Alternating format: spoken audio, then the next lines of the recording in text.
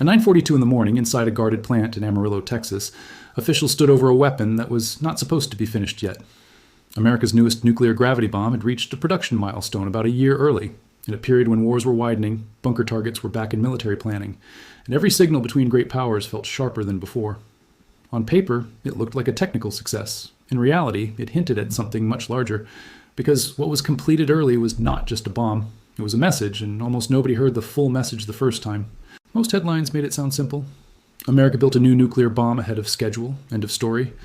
But the real story was more unsettling than that, because nothing in the nuclear world moves fast without a reason, and nothing is announced loudly without an audience in mind. The weapon at the center of it all is called the B-6113. To someone outside defense circles, that name sounds cold and forgettable. But inside military planning, names like that carry decades of history, layers of policy, and a very specific idea of what kind of war leaders fear might come next. This was not the birth of an entirely new bomb from nothing. That is the first thing that changes the whole picture. The B-6113 was built by taking pieces of an older, proven nuclear family and pairing them with the guidance, safety, and handling systems of a newer model that had already completed its own long production run. That older family stretches back to the 1960s. The B-61 line has been part of the American arsenal for more than half a century, constantly adjusted, refurbished, reshaped, and modernized. It survived presidents, crises, treaties, and the end of the Cold War because planners kept finding reasons not to let it disappear. For years, the B-61 became one of the most flexible weapons in the stockpile. It could be carried by aircraft, delivered as a gravity bomb, and adapted for different missions. In plain terms, it was old in origin, but never allowed to grow old in function. Then came the B-6112. That version mattered because it changed how the bomb behaved after release. Instead of falling in a more basic ballistic path, it used a guided tail kit to make corrections in flight, giving it much greater accuracy and making every planner in Washington look at the same question in a new way. Accuracy changes everything in nuclear strategy. A weapon that can land much closer to its target does not always need the same massive explosive power to achieve the same military effect. That idea sounds clinical on paper, but it is one of the most important shifts in the entire story.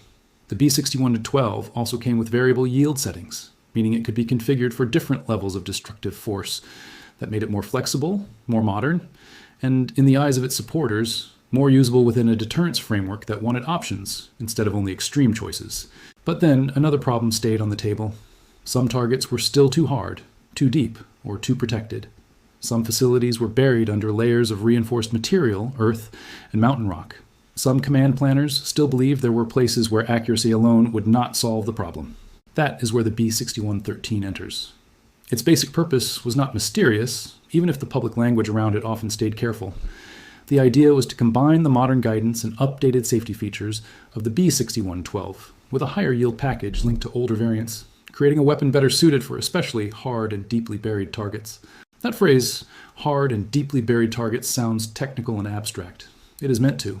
But behind it sits a very real category of places: command bunkers, underground facilities, tunnels, storage sites, and fortified complexes that conventional planners have worried about for decades. And here is where the timing starts to matter. This new production milestone did not happen in a quiet world. It happened in a period shaped by open war, missile strikes, threats around nuclear infrastructure, and renewed military focus on facilities hidden under earth and concrete. So, when officials announced that the B-6113 had reached key production steps early, the words landed in a world already primed to connect the dots. Even if the program had begun earlier, even if the official documents spoke in general terms, the environment gave those words an entirely different weight. The first public push for the B-6113 came in late 2023, when the Department of Defense signaled its intent to pursue the variant. That decision was linked to the broader logic of the 2022 Nuclear Posture Review, especially the plan to retire older bombs while still keeping a credible answer for the hardest target sets. Then Congress approved funding. That moment mattered more than it first appeared. Funding authorization is where policy turns into machinery, hiring, schedules, production slots, and pressure. From that point on, the clock was no longer theoretical. It was real, and people across the nuclear complex knew they were being measured by it. Normally, a nuclear weapons program is not known for speed.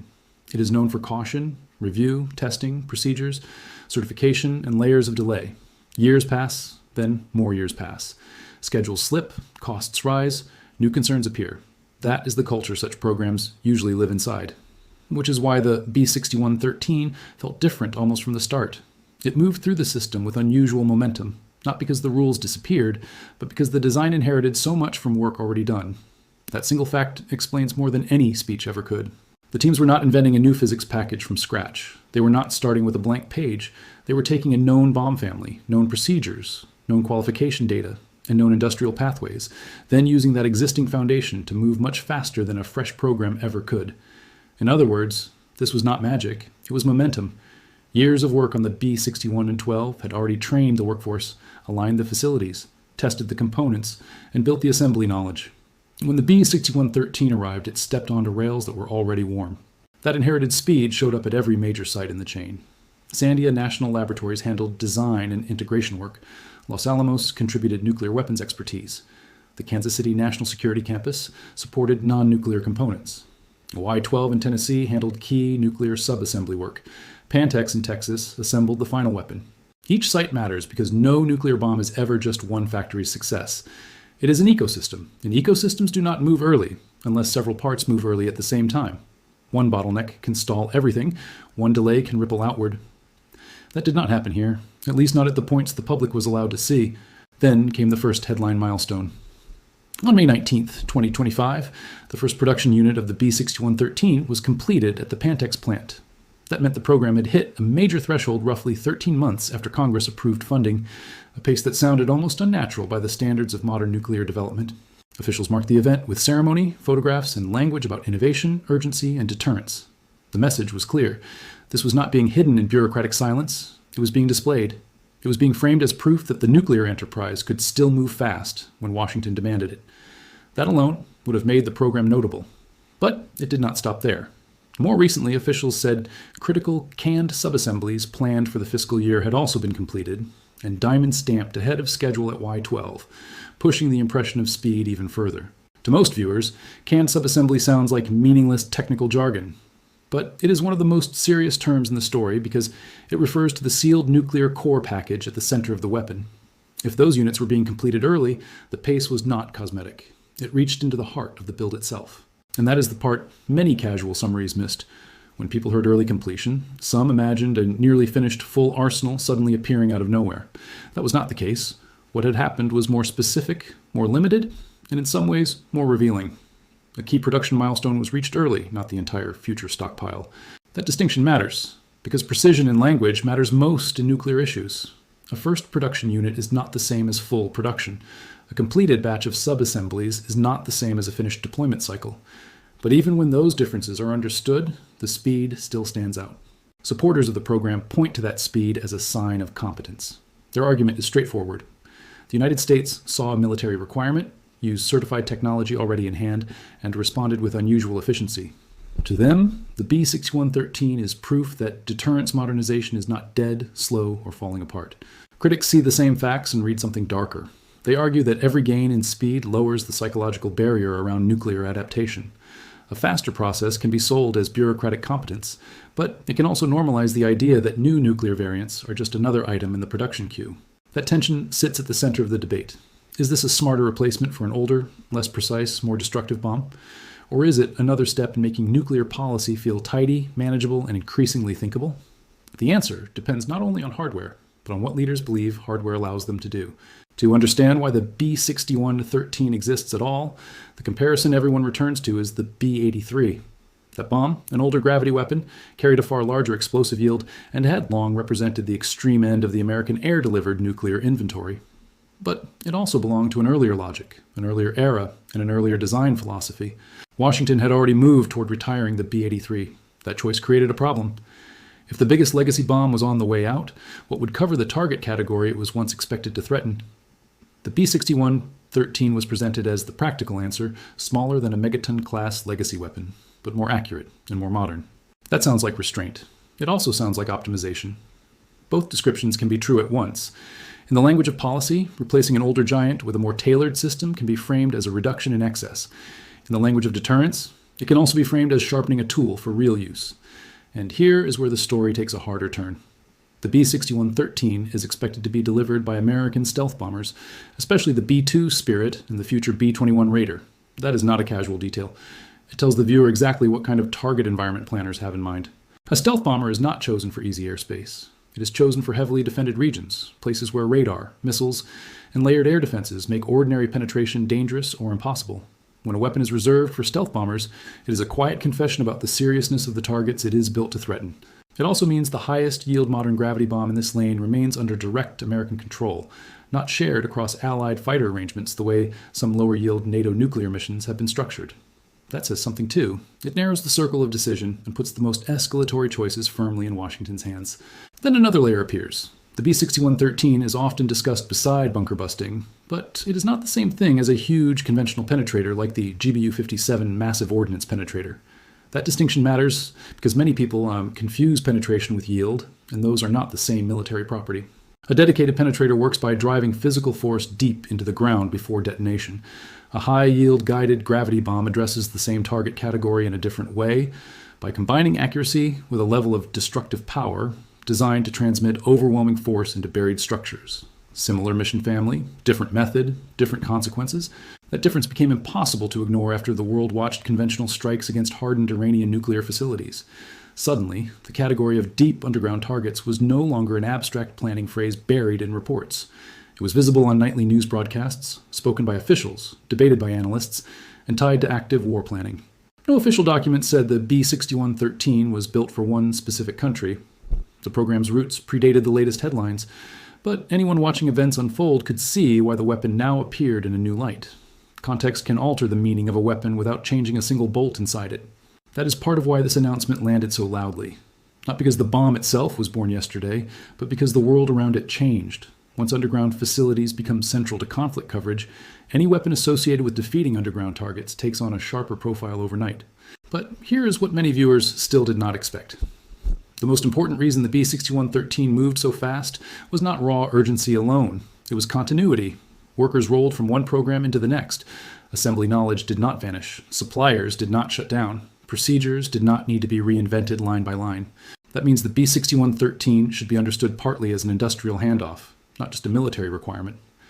The nuclear enterprise finished one major run, then used that active infrastructure to launch the next variant before skills, momentum, and production rhythm had time to fade. There is something deeply revealing in that. America did not suddenly relearn how to build nuclear weapons quickly from scratch. It simply proved that if the machinery is already running, and if the design stays inside known boundaries, the timetable can compress far more than many assumed. That realization matters beyond this one bomb. It suggests future modernization steps may also move faster when built on inherited systems, and for both rivals and allies, that becomes part of the message. The visible lesson is not only about one device, it is about institutional responsiveness. This is where strategic signaling enters the story in full. Nuclear weapons are not only tools of destruction, they are also tools of communication. Every schedule announcement, every milestone release, every carefully staged photograph tells foreign governments something about capacity, intent, confidence, and political will. In a tense international climate, finishing a nuclear milestone early is a sentence spoken without launching anything. It says the industrial base is functioning. It says the government can accelerate certain priorities. It says modernization is not just a budget line. It is moving metal through real facilities. That signal is aimed at more than one audience. It reaches adversaries, who are meant to see reliability and resolve. It reaches allies, who are meant to see continuity and reassurance. It reaches domestic critics, who are meant to see competence. And it reaches Congress, which funds the entire machine and watches for proof it is not wasting money. Of course, signals can misfire. One state may see deterrence and discipline. Another may see escalation and preparation. That is always the danger with strategic messaging. The same event can calm one audience and alarm another, depending on history, fear, and what each side thinks the other side might do next. There is also the problem of language. Officials speak in words like credible, modernized, flexible, and secure. Those words are not false, but they remove emotional reality from the frame. They make the bomb sound like a software update, when in truth, it remains a machine built around civilization-ending force. That distance between sterile words and physical reality is part of why this story feels so strange. Inside the production chain, the work is technical, procedural, disciplined. Outside it, the result belongs to the oldest fear of the nuclear age, the idea that one decision, one mission, one release could redraw history in minutes. And that is why the yield question hangs over everything, even when officials are careful with numbers. Open source analysts have widely discussed a figure around 360 kilotons for the B-6113's maximum setting. The government has not treated that like a simple advertising point, and in nuclear policy, exact figures are not always served plain. Still, even rough scale is enough to understand the stakes. This is not a minor weapon in psychological terms. It is not a cosmetic update to a symbolic device. It is a serious strategic tool designed to hold at risk some of the most protected targets that military planners can imagine. Once that sinks in, the pace feels even more unsettling. Because the story is not just that America updated an old bomb family, it is that America did so with unusual speed, at a time when high-end underground targets and great power rivalry had returned to daily conversation. The climax of the story is not one explosion, it is one realization. A weapon intended for rare and terrible missions has moved from policy idea to physical production faster than most people thought possible. That is the moment the entire narrative changes from technical curiosity to strategic warning. Picture the path in slow motion. Congress approves funding, laboratories leverage old data, components move through established facilities, skilled workers carry procedures forward from the previous variant, Pantex assembles the first production unit. Y-12 finishes critical subassemblies ahead of schedule. Then the public is told, almost as if they were expected to nod and move on. But nothing about that sequence is ordinary, not in a system famous for long horizons, not in a policy area defined by caution, and not when every move is being interpreted through the lens of active conflict and future war planning. At the heart of the climax sits a simple but chilling idea. The B-6113 exists because there are targets planners believe conventional weapons may fail to destroy under certain conditions. Once that belief becomes strong enough inside government, a bomb like this stops being theoretical. It becomes the answer waiting behind the curtain. That does not mean anyone wants to use it. In fact, the whole logic of deterrence depends on the hope that no one ever does. But deterrence is always haunted by the possibility that one day someone might decide the alternative is worse.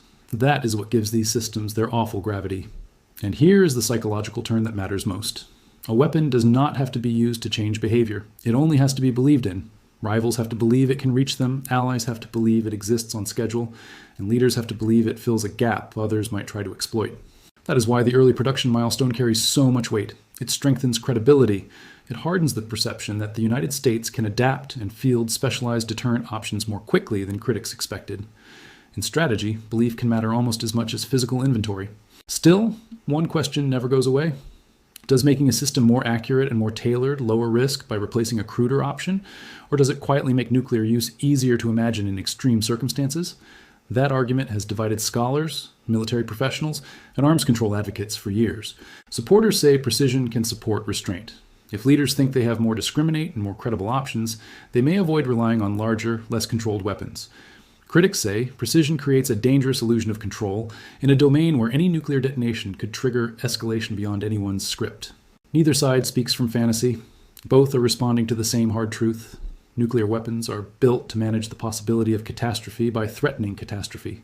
Every claim of stability rests on that paradox. Every modernization debate eventually circles back to it. The B-6113 compresses that paradox into one object. It is sold as a replacement, not an expansion. It is framed as a more responsible answer to a retained military requirement.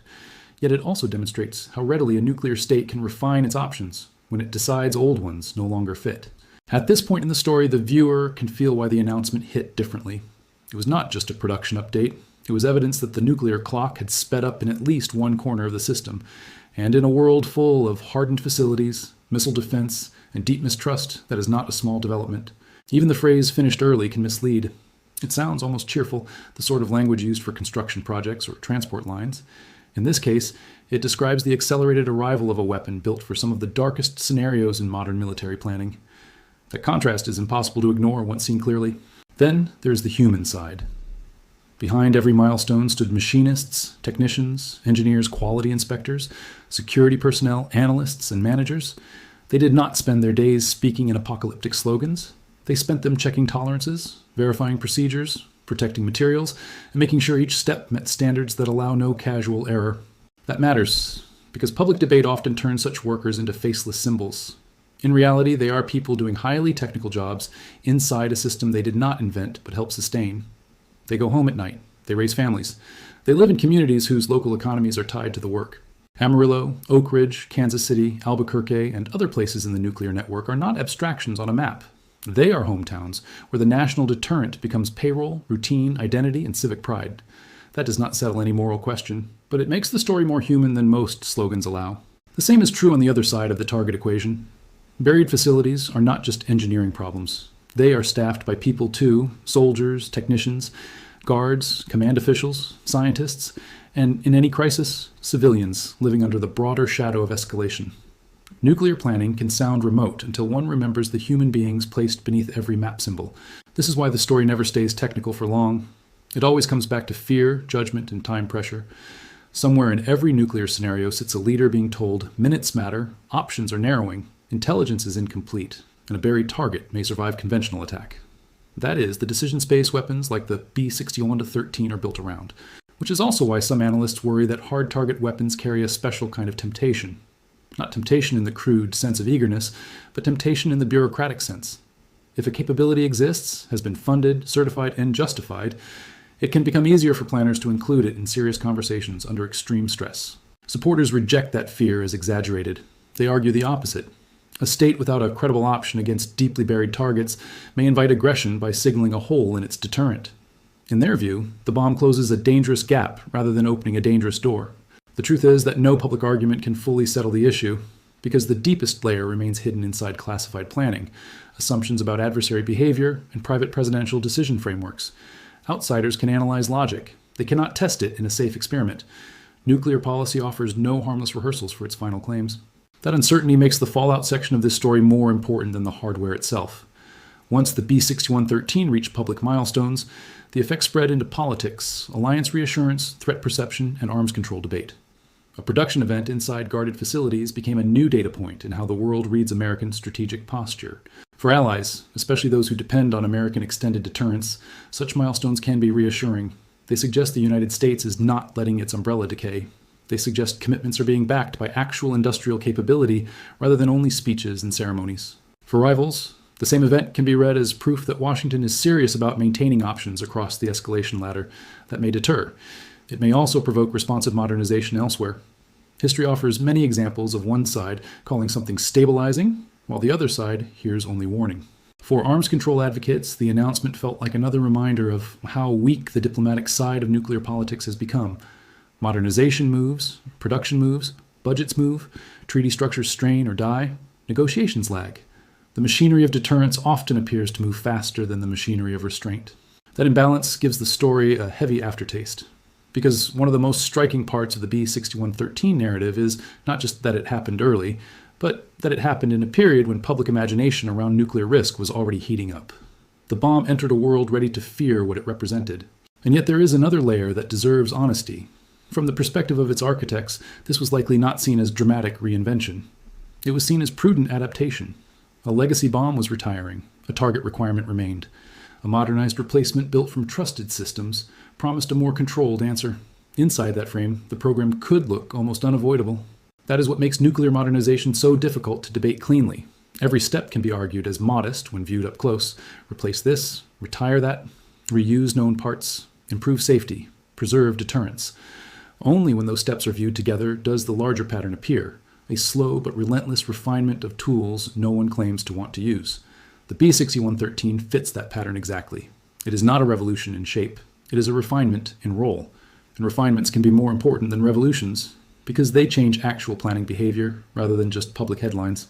Another important point often gets lost. The B-61-13 is not about making the stockpile bigger in a simple numerical sense.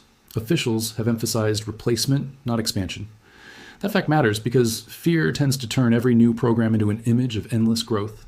The reality here is more complex and more strategic than a simple count. But numbers alone never tell the whole truth in deterrence. One carefully tailored weapon can alter calculations more than several older ones if it is seen as more credible, more survivable, or more suitable for a feared mission. That is why the B-61-13 has drawn attention beyond its raw quantity. Credibility rests not only on explosive force, but on delivery systems too. In this case, the link to the B-2 and B-21 matters immensely. Those bombers represent penetration, survivability, and strategic patience. They are not rushed battlefield tools. They are long-arm instruments designed for the hardest and most politically sensitive missions imaginable. That pairing also reinforces the image of selectivity. This is not a bomb meant to be scattered broadly across many aircraft fleets. It sits in a narrower lane, tied to elite delivery platforms and a small circle of command authority. In deterrence terms, that can look stabilizing. In escalation terms, it can still look terrifying. The larger public may never remember the program timeline in detail. They may forget the dates, the facilities, and the exact language of the announcements. What will last is the impression. America had a new nuclear bomb milestone, and it happened early. Impressions like that shape strategic culture long after finer points disappear. That is why the language surrounding it deserves scrutiny. When officials celebrate speed, what are they really celebrating? Efficiency, competence, preparedness, industrial resilience. All of those are plausible. But speed in nuclear matters also carries a second message: readiness to move quickly inside the most dangerous domain humans have ever created. None of this means the B-6113 makes war more likely by itself. Hardware is never that simple. Decisions still pass through leaders, doctrine, intelligence, and politics. But hardware changes the menu. It changes what can be proposed with a straight face in a crisis room when normal solutions look weak or exhausted. And once a weapon enters that menu, it has already changed the world a little. Not visibly, not dramatically, but enough that other states begin to think differently, plan differently, and possibly build differently in response. That is how strategic landscapes shift, one capability, one announcement, one revised assumption at a time. Viewed from that angle, the biggest fallout from the B-6113 may not be physical at all. It may be psychological. The program reminded the world that the United States can still accelerate part of its nuclear machine when conditions align, and that reminder alone has consequences beyond this single bomb. It also reminded the American public of something many had pushed to the back of their minds. Nuclear weapons are not frozen relics from black and white history footage. They are still being updated, justified, assembled, certified, and woven into present-day military planning by living institutions. That realization can be deeply uncomfortable, especially for audiences who assumed the most dangerous chapters of nuclear history had been archived. They have not. They have simply changed costume. Instead of giant public tests and classroom drills, the modern age speaks through production notices, modernization programs, and quiet references to buried targets. The bigger picture meaning of the B-6113 starts there. It tells us the nuclear age did not end. It adapted. It grew more technical, more polished, more selective in its language, and in some ways more integrated into ordinary defense planning than the public prefers to admit. It also tells us that future wars are being imagined in vertical space as much as horizontal space, not just across borders and skies, but under mountains, under reinforced complexes, under hardened command networks. The return of underground military geography is one reason weapons like this regain urgency. Another lesson is about institutions. For years, many people assumed large government security systems had become too slow to pivot. The B-6113 suggests that assumptions should be treated carefully. Bureaucracies can still move with speed when leadership focus, existing infrastructure, and inherited design all align behind the same objective. That is a sober lesson for allies and adversaries alike. It means America's strategic industrial base may be more adaptable than critics thought in certain lanes, but it also means the world can move more quickly toward new nuclear realities than the public debate process is prepared to handle. And then there is the deepest unease of all. Every modernization program is presented as a way to preserve peace through deterrence. That claim may even be true, but the more polished, precise, and credible these systems become, the harder it is to escape the paradox that peace is still being secured by perfected threats. The B-6113 does not resolve that paradox. It sharpens it. It is cleaner in concept than the weapon it helps replace, more tailored to stated needs, and more rooted in inherited efficiency. Yet all those virtues operate inside a framework built around the controlled possibility of civilization-scale violence. That is why the story lingers long after the plant ceremony ends. Because beneath the technical achievement sits a moral and strategic question with no comfortable ending. When a nation finishes a nuclear bomb milestone early, should the public feel safer, more anxious, or both at once? Perhaps that is what actually happened here. Not just the completion of hardware, but the exposure of a truth many people prefer not to look at directly. The systems built to prevent the worst future are still evolving, still being funded, still learning how to move faster when called upon. So the real headline was never just that a bomb was finished early. The real headline was that the world has entered another phase